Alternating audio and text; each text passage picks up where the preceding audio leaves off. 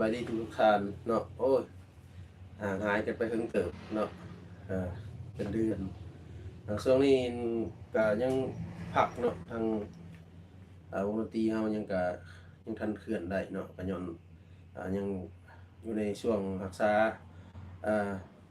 มาตรการอยู่เนาะป้องกันทางโควิด19หรือว่าปัจจุบันก็ถือว่าสถานการณ์นี่มัน ก็ถือว่าผ่อนคลายหลายเติบเนาะเกือบว่าจะปกติแล้วบ้านเฮาก็ได้เนาะทางแขวงสวรรณเขตเนาะถือว่าเอ่อก็แม่นว่าถือว่าไวพอสมควรเนาะมาไวพอสมควรเนาะเอ่อเกือบว่าจะปกติไปแล้วเนาะการดำเนินชีวิตทุกอย่างแต่ว่าข้าพเจ้าวันนี้บ่ได้ใส่แมสแต่ว่าอยู่ในห้องส่วนตัวเนาะมื้อนี้ก็ ทุกท่านเนาะที่อย่าลืมร่วมกันเนาะช่วยกันปฏิบัติตามคำแนะนำของคณะเฉพาะกิจเนาะไม่ว่าจะเป็นของขันเทิงหรือว่าขันแขวงขันเมืองเนาะที่เป็นแนะนำเนาะเพื่อป้องกันเนาะออกจากบ้านจะเคลื่อนก็อย่าลืมเนาะใส่แมสเนาะเพื่อป้องกันที่ว่าคัดใส่แมสนี่เอ่ออัตราการติดนี่มันลดถอยลงหลายเลยเนาะคันเขาใส่แมสเนาะช่วยๆกันเนาะ เราจะสิได้ใส่ชีวิตแบบปกติเนาะอันนี้ก็ถือว่าปกติเนาะถือว่าชมเชยเนาะบรรดาทานทุกคนเนาะเห็นไปตลาดการไปกันมาเนาะผู้ค้านั่งในข้างห้างห้างนมไทยนี่ไงเห็นโอ้ยเนาะชมเชยหลายเนาะมีแต่ผู้ใส่แมสเนาะถือว่าดีหลายเนาะบ้านเฮาสามัคคีกัน ปฏิบัติมาตรการทางคณะเฉพาะกิจเพิ่นยังเข้มงวดเติบอยู่เนาะถือว่าชมเชยเนาะ อันนี้ย้ำอีกเนาะครับพระเจ้าอยู่ในห้องเลยบริษัทเนาะใช่ไหมอยู่ห้องผู้เดียวเนาะห้องส่วนโตวเมื่อว่าเรื่องเครื่องเสียงก่อนเนาะว่าเรื่องเครื่องเสียงก่อนบาดเขาเรื่องเครื่องเสียงก่อนเนาะทีมงานมาเครื่องเสียงเขาเป็นอะไร ได้ผ่อนคลายจังหน่อยนะเด้เนาะได้เอาลูกโป่งไปย้อนนะจังหน่อยแหละเนาะโอ้ยเนาะดีใจนำข้าพเจ้าก็ได้ออกอยู่เนาะได้เป็นเปิดน้ำมูอยู่เนาะก็คือว่าโอ้ยเนาะ มีแห้งจักหน่อยเนาะปกติก็มันอยู่ห้านในกับคล้ายเครื่องเสียงประกอบเครื่องเสียงประกอบ power ก็พักส่วนหนึ่งก็แบ่งเวลาไปสวนเลยเนาะมื้อหน้าก็ไปสวนสิถ่ายรูปมาให้เบิ่งไปเฮ็ดหยังเนาะไปบุกเบิกเนาะไปบุกเบิกสวนไว้สำหรับนั่งพักผ่อนเนาะแต่ว่าบ่ได้พักดอกไปหันก็ได้เนาะเรียกลายอยู่สวนก็ได้เนาะ แล้วมาเว่านั้นเกี่ยวกับเครื่องเสียงอีกเนาะต่อจักหน่อยเนาะเครื่องเสียงสำหรับหมักเครื่องเสียงในเฮาเนี่ยเป็นอะไรเนาะหลายคนก็ยังใส่อนาล็อกอยู่เนาะแล้วคนก็ใส่ดิจิตอลก็ถือว่าดีใจนำผู้ใดเนาะหันมาใส่ดิจิตอลเนาะมันก็เฮ็ดให้เฮาสะดวกสบายหลายอย่างเนาะเฮาใส่ระบบดิจิตอลเนาะบ่ว่าจะเป็นคอร์ดดิจิตอลเนาะอ่าหรือว่ามิกเซอร์ดิจิตอลเนาะมันจะเฮ็ดให้เฮา สะดวกได้หลายแนวเนาะเบิ่งสะดวกบ่ได้นี่เนาะขอสิพาไปเบิ่งตัวสดเลยเนาะเปิดเบิ่งเปิดปิ่นกล่องกันเนาะกล่องนี่อยู่ในห้านนะเนาะห้านเครื่องเสียงหลวงปู่ไทยเนาะนี่อยู่ห้านเครื่องเสียงไปเบิ่งมันเป็นจริงก่อน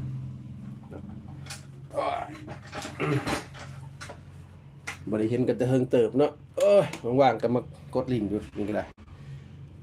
เปิดก่อน อันนี้เป็นของเขาใส่อยู่เนาะ QU32เนาะ QU32เดี๋ยวจะลายตาหน่อยนึงต้องเช็คกล่องก่อนขึ้นเหลี่ยมเองนะครับ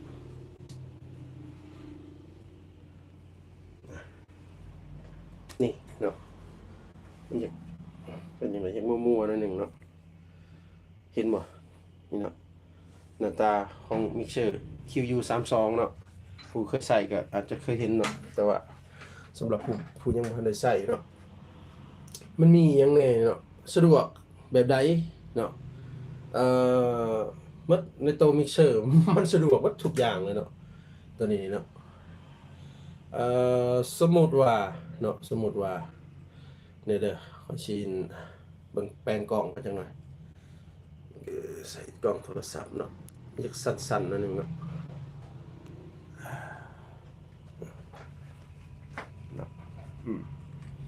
นี่เนาะอันนี้มันหน้าต่างแล้วได้จังหวะมันคุ้มเนาะอันนี้มันน่ารักด้วยนะน่ารักของหน้าแมนของแมน LR เนาะหน้าแมนใหญ่เดี๋ยวเราสิพาไปเบิ่งว่ามันคุ้มแบบใดเนาะสมมุติว่าในช่องนี่เนาะในช่องนี่มันจะมีประกอบอยู่มีเกณฑ์เนาะแบบมิกเซอร์เฮาทั่วไปเนี่ยเนาะมีเกณฑ์แล้วมีเอ่อจะเอิ้นยังไงนี่ตัวตัดบอกภาษาบ้านเฮาก็ได้เนาะตัวตัดคอร์ดเนาะตัดความถี่ทางไอพาร์ทฟิลเตอร์นี่เนาะลองเบิ่งเลยครับสิมุนให้เบิ่งเลยนี่เนาะเห็นป่ะมันจะตัดเอาความถี่แบบใดก็ได้อันนี้มันไฮพาสฟิลเตอร์เนาะแล้วก็บรรดาแบรนด์ของ EQ เนาะอันนี้มันระบบ EQ เนาะอันนี้ EQ แล้วก็มีเกจเนาะ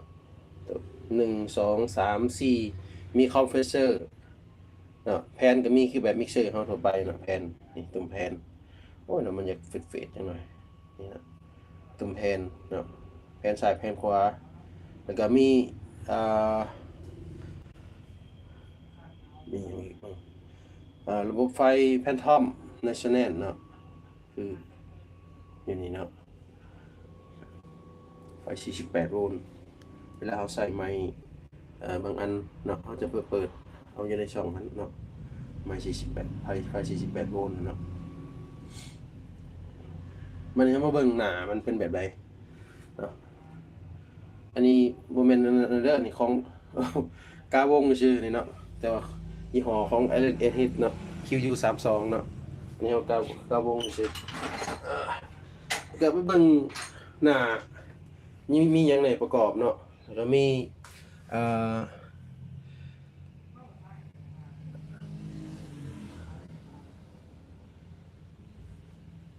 มันมีเลเยอร์ต่างๆอยู่ในนี้เนาะนี่เนาะมีเลเยอร์ต่างๆในนี้เนาะตัวนี้มันเลเยอร์ที่มากับตัวเครื่องเลยเนาะจะแตกมากับตัวเครื่องเลยเนาะแล้วก็มีคัสตอมเนาะมีคัสตอมเอฟเฟกต์เนาะมีเอฟเฟกต์1 2 3 4เนาะแล้วก็มีกรุ๊ปเนาะมาสเตอร์กรุ๊ปสามารถปรับแต่งได้ทุกช่องเนาะมาสเตอร์กรุ๊ปเนาะก็ปรับได้เนาะมันมีเนาะอันนี้มันแล้วก็มีมิก1มิก2มิก3มิก4เนาะตัวนี้เป็นเห็นเป็นมาสเตอร์มอนิเตอร์เนาะนี่แล้วก็มี DCA 1 2 3เนาะวางนี้แล้วก็อันนี้มันหนาปกติเนาะแล้วก็มาเบิ่งมิกเนาะมิกนี่แจนี่เนาะมิกนี่เนาะมิกเป็นอันนี้เนาะอันนี้ให้เบิ่งหนามันภาพรวมๆเนาะมันจะเป็นแบบหนาของใครของมันเนาะหนามิกก็คือของหนามิกเนาะนี่เนาะคันเป็นหนามิก1นี่หนามิก2เนาะเขาใส่แบบใดมันก็สิมันสิกลับมาให้เราเห็นแบบเป็นหนาภายหนามันเนาะคือเขาสิมาปรับมาหนามิก1มันก็แล่นมาหนามิก1สิเนาะอันนี้มันแม่นระบบการใช้ของดิจิตอลเนาะมันจะเฮ็ดให้เราสะดวกหลายอันหลายแนวเนาะ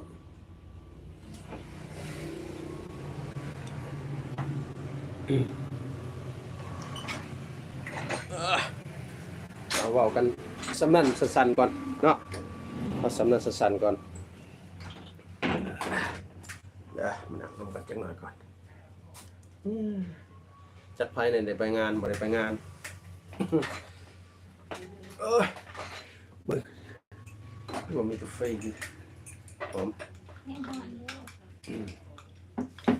บ้านส่งกาแฟให้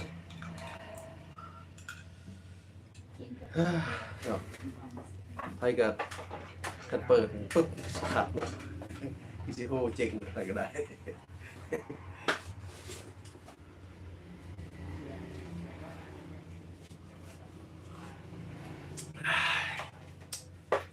เอาสวยจังหน่อยจังสิเอาน่ะฮิปซ่อมคีย์บอร์ดเนาะเอาลงให้เพราะว่าช่วงนี้ก็ยังเด้อยังบ่ได้ไปงานไปมีงานก็ติดต่อมาเด้อวงดนตรีหนุ่มไทยเด้อยังว่างเด้อติดต่อมางานหน่อยก็ไปอยู่เอ่อเบิ่งสิเอาจะได้สิเอาน่ะที่ซ่อมคีย์บอร์ดเนาะลูกมันบ่ดังเฮาสิเฮ็ดจังไดเนาะสิเอาลงให้หลายคนได้เบิ่งเนาะถ้าสมมุติว่าซ่อมแล้วก็ยังบ่ดังนะแล้วเฮาสิเฮ็ดจังไดต่ออีกเนาะจะได้สิเอาน่ะบางเทื่อก็สิไลฟ์สดให้เบิ่งเลยเนาะบางเทื่อก็สิเฮ็ดเป็นคลิปไว้ให้เบิ่งเนาะก็ได้น่ะแก้ไขเนาะคนละคนน่ะปะเครื่องไว้ถึงเบิ่งเรื่องตั้งแต่2 ปีพุ่นเนาะปะคีย์บอร์ดไว้โอ้เนาะบ่อยากดีปานใดเนาะ บ่อยากดีปานใดแต่ว่าคันปะใส่ธงนี่ควรสิมีอีหยังวะแนวกันซื่นเนาะน้ำยากันซื่นเป็นเม็ดขาวๆนี่สิมีดอกยากันซื่นเนาะเป็นเม็ดขาวๆใส่มันจังสิบ่มีลาขึ้นเนาะคือมีลูกค้าท่านหนึงเอามาซ่อมวานนี่ปาทุเป็นเฮ็ดเลยเนาะเพราะว่าตอนเฮาไปเล่นน่ะเฮาก็บ่ฮู้ว่าเฮาเล่นอยู่ตากหมอกบ่เนาะหรือว่าน้ำเหล้าน้ำเบียร์ถือบ่นั่นเนาะเพิ่นเซาเล่นน่ะเพิ่นอัดไว้เลยเนาะบัดนี้เนาะบัดเซาเล่นอัดไว้เลยบัดประมาณ2 ปีมาเบิ่งเป็นเฮ็ดขาวๆเนาะเป็นลาขึ้นลิ้นก็บ่ได้ลงคีย์บอร์ดเนาะยังว่าล่างยัง2 มื้อมื้อนี้แล้วยังบ่ได้อยู่เนาะแต่ว่าคันได้ก็ยังบ่ได้ก็สิได้เปลี่ยนปุ่มบีบมันนั่นแหละเนาะให้เพิ่นเนาะเป็นลูกค้าอยู่ในสวรรค์นี่แหละเนาะ นั่นมัน เป็นการใช้นั่นเนาะแล้วก็ข้อมูลเล็กๆน้อยๆมาต้อนกันเนาะสวยแหละบ่มีข่อยบ่ค่อยมีเวลามาลมพี่ลมน้องบ่ได้เนาะเพราะว่าช่วงนี้ก็มีเครื่องลูกค้ามาซ่อมหลายเนาะมีเครื่องลูกค้ามาซ่อมหลายแล้วก็มีการแบ่งเวลาไปเฮ็ดเวียกอยู่ทางนอกแน่เนาะทางเพลงทั้งหยังก็ยังบ่ทันได้มีมาใหม่ๆเนาะกะว่าสิกาเกียมอยู่เนาะกาเกียมอยู่เนาะบ่ได้เพลงได้ยังใหม่ๆมาให้พี่น้องได้ม่วนชื่นกันเนาะได้เบิ่งกันเนาะสำหรับมื้อนี้เนาะก็คือสิเนาะขอให้ทุกท่านมีสุขภาพแข็งแรงส่งมาร่ำรวยเด้อค้าขายก็ได้เนาะสบายดี